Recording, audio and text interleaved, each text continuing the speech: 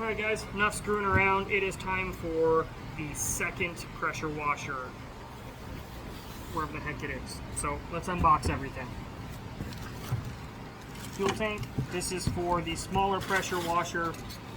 It is a Honda GX160, same tune-up kit we got last time. So we're doing exactly the same thing, and I got more gloves because, anyway.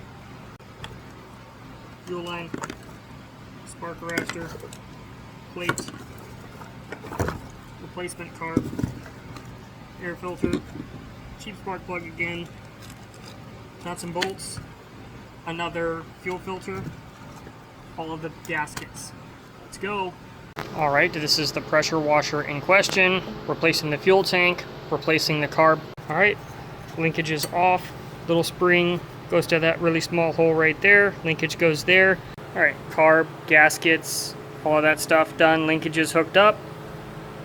Just need to tighten this down, but before we do that, we need to put the gas tank on, and we need to run the fuel line. Let's go. Don't forget to loop the hose before you put it on.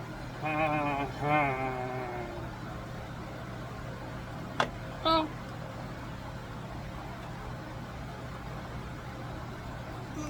Fuck yeah. What?